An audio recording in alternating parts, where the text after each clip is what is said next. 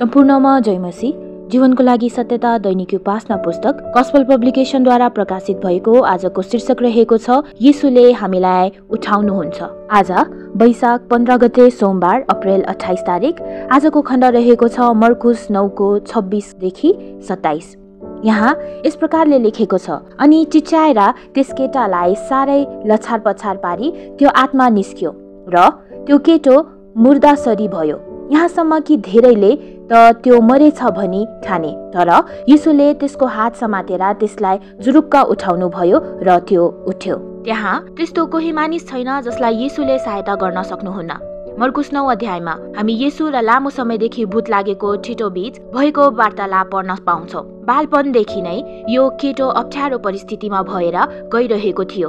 उसले न त सुन्न सक्थ्यो न त देख्न नै सक्थ्यो।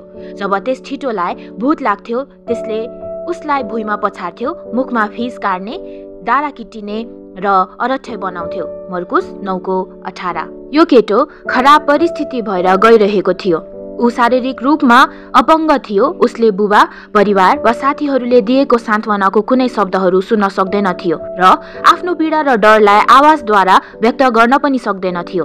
तिनले धारण गरेको परमेश्वरको स्वरूपलाई विकृत पार्ने र नाश गर्ने प्रयासले गर्दा तिनको जीवन अस्तव्यस्त थियो।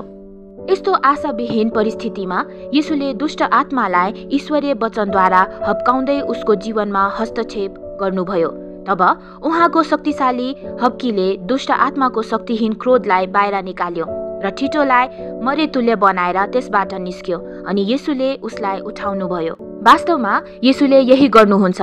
उहाँले विनाशको बाटो भएर गइरहेका मानिसहरूलाई लिनुहुन्छ र उहाँले त्यो काम गर्नुहुन्छ जुन उहाँले मात्र गर्न सक्नुहुन्छ।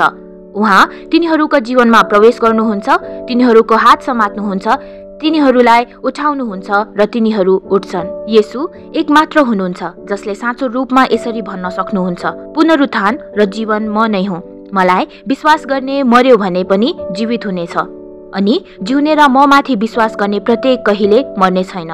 यूहन्ना 11:25-26। उहाँ एकमात्र हुनुहुन्छ जसले पूर्ण रूपमा असहाय र आफूमा परिवर्तन ल्याउन नसक्ने व्यक्तिलाई लिन सक्नुहुन्छ र तिनीहरूलाई नयाँ जीवन दिन सक्नुहुन्छ। त्यसैले आज येशू तपाईँ कहाँ आउनुहुन्छ र भन्नुहुन्छ, तिमी किन आफ्नो बोझ म कहाँ ल्याउँदैनौ? तिमी आफ्नो पीडा र दुःखलाई कम गर्न सक्दैनौ। थेरापीले तिम्रा सबै चोट र अन्योलतालाई पूर्ण रूपमा निको पार्न सक्दैन।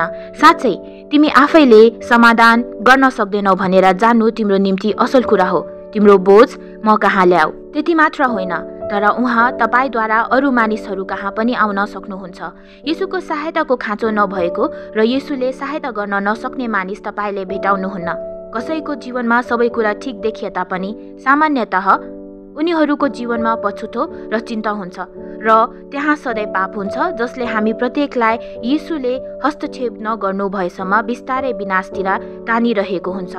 जब तपाईँ आफ्नो वरपरका मानिसहरूलाई यसरी हेर्न सिक्नुहुन्छ तब तपाईँ तिनीहरूलाई ख्रीष्ट प्रचार गर्न चाहनुहुन्छ, किनकि त्यहाँ यस्तो कोही मानिस छैन जसलाई येशूले सहायता गर्न सक्नुहुन्न।